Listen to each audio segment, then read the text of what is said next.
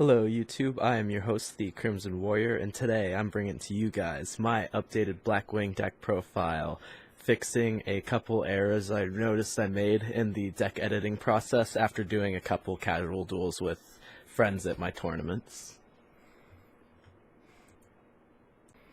Alright, starting with our triple Simoon, he tutors Black Whirlwind from deck and is an additional normal summon. He is our starter dream. He gets everything going for us.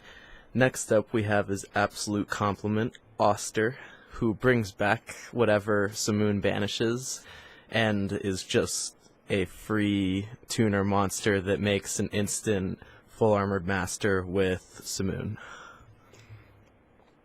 Next up, triple Bora, free extender and no once per turn on it, so as long as you have a Blackwing other than Bora the Sphere, you can keep special summoning him. Triple Harmattan, he is critical to some of our more awkward plays and some of our better plays as well, because he can basically make any synchro that we can viably go into. He turns a level 3 tuner into an 8 monster or a 5 depending on what you're trying to do, and he turns 4s into 4-star tuners into full armor masters with his effect, because he adds the level of the tuner target, basically, is what we do most of the time, but he can add the level of any other Blackwing on field, and we use that for good synchro plays.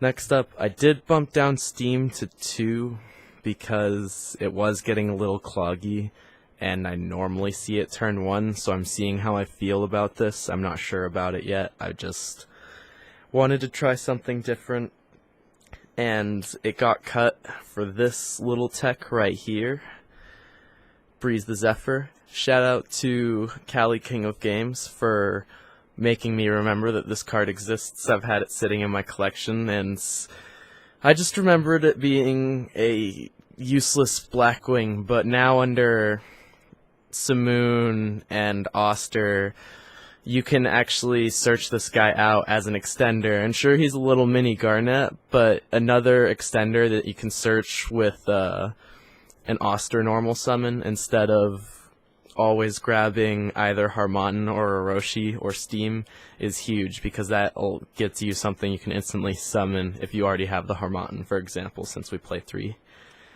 Next up, 1 Gale. He did get bumped down for the hand trap lineup, basically. What I noticed in my test plays was that this deck was just extremely weak to anything that's set up. Breaking boards or going through someone's turn 1 is exceptionally difficult in this format, so either you want to be going turn 1 or basically find a way to punch through their board, because this deck has a difficult time of that, and we need the hand traps to get by. Next up, 1 Blizzard. He's a free Nathung, and he's still a very good extender, and I basically play him at 1 just for combos at this point. I wouldn't recommend running any more, because we run triple Oster, and all of these guys can only be normal summoned. That's the only way they can be summoned. There's no way to special summon them beyond that, so they can be bricks. Next one, 1 Orochi. Really good card. I have had it at 2 at certain times, but I only need 1 as an extender right now. I used to use it to go into Hot Red Dragon Archfiend Abyss, but I realized that didn't come up nearly as much as just making Borreload Savage Dragon, so that's what it got replaced with, basically. Next up, for the new additions, we've got triple Effect Veiler. These can be imperm if you have them. I just used Effect Veiler because I wanted this to be a budget-friendly build, and I had the Effect Veilers taken out of my Salad deck for now, so they are resting comfortably in here, helping me disrupt my opponents. 1 Ash and 1 Ghost Ogre. I'd recommend 2 Ash. This was card limitation, basically. I have both my other Ashes in my Salad deck. I just wanted to try out new secret techs in there that I'll show you guys maybe in a day or 2.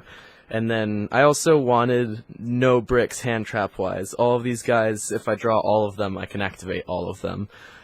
So the Ash Blossoms and the Ghost Ogres once per turns don't slow me down because I only have 1.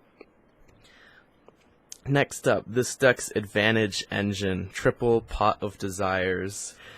This card gets you going and has saved me so many times, getting me to extenders I need, or just getting my play started. Even doing the card wrong and activating this before I activate my Black Whirlwind, banishing important combo pieces, has won me games just because it's 2 extra cards. Like, you can't go wrong with 2 extra cards. It's just amazing.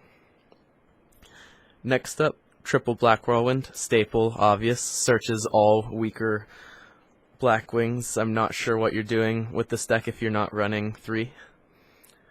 Triple Allure of Darkness.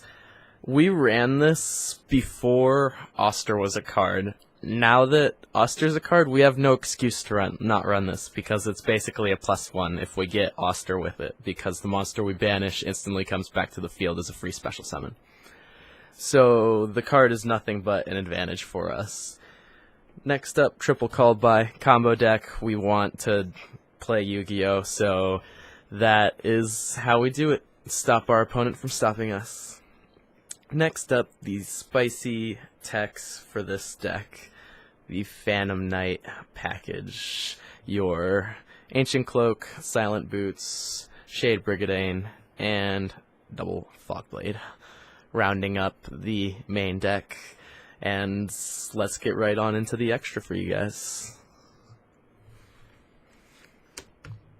So for the extra, we start with 1 Link Karibo to abuse the tokens from Steam, and also my friend plays dinosaurs, so this has been amazing for getting rid of those tokens on my turn so I can actually do things.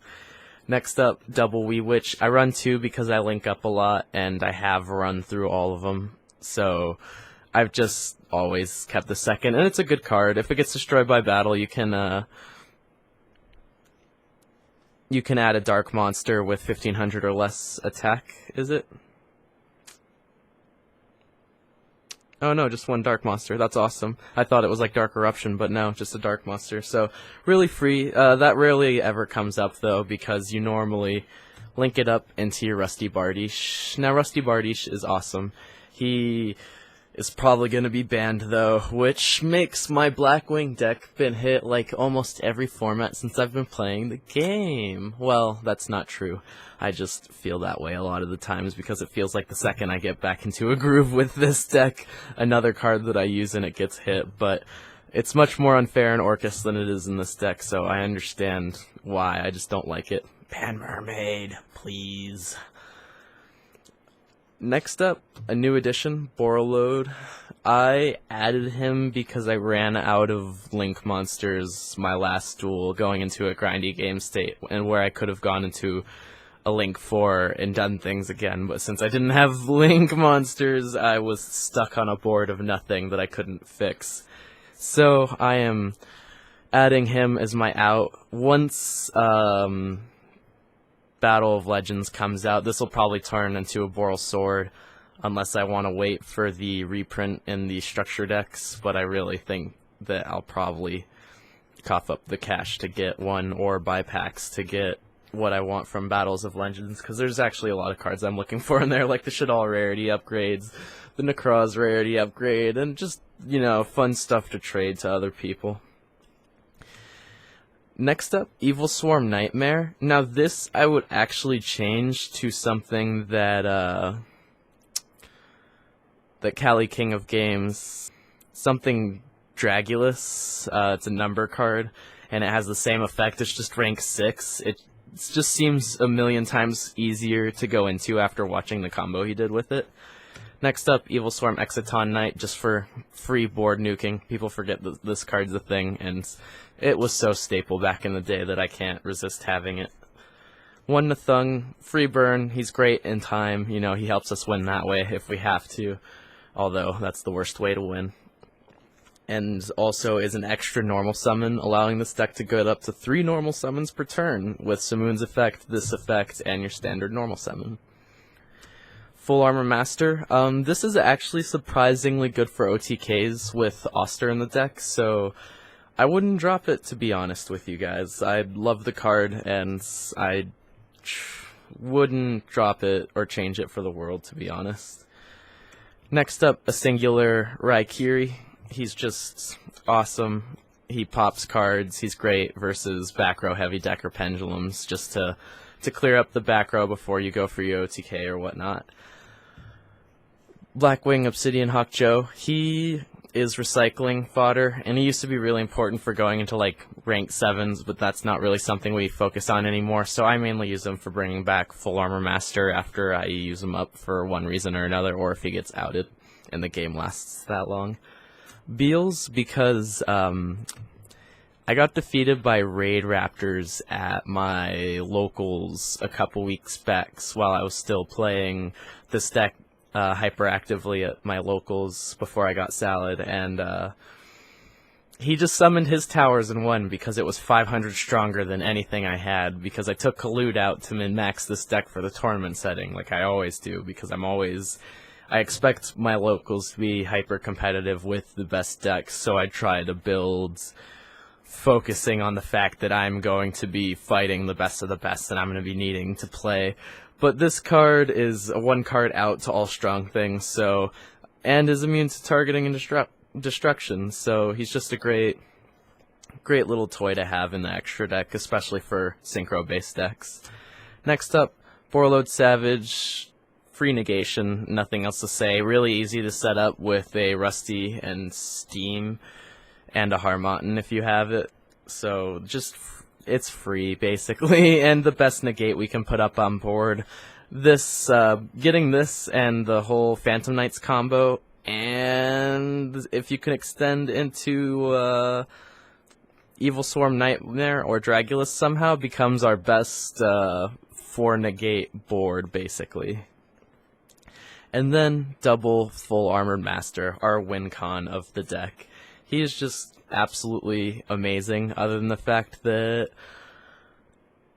there's kaijus, not as common anymore in this format I've noticed, but people have had outs at my tournaments for this almost every time I've summoned it. I'm surprised how many decks actually don't mind 3k beaters anymore with the towers effect. It's kind of gross how power crept that is. Like, towers used to be broken, and I thought that this card coming out would totally break open our deck, but it's just made us viable to the point where we can play the game again, which I greatly appreciate because I love this deck, and we just need a little bit more to push us into some more competitive tiers, please.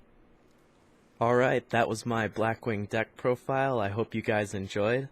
Like if you enjoyed it, comment down below and tell me what your favorite playlines for this deck are, because honestly I'm really rusty and I would like to know what you guys have been doing with the deck, if there's anything I've been missing as of late, because the last time I played the deck hyper competitively was honestly right before Link era came, and once Links came I kind of didn't have an interest in the game anymore for the longest time. So let me know what's new, what's different.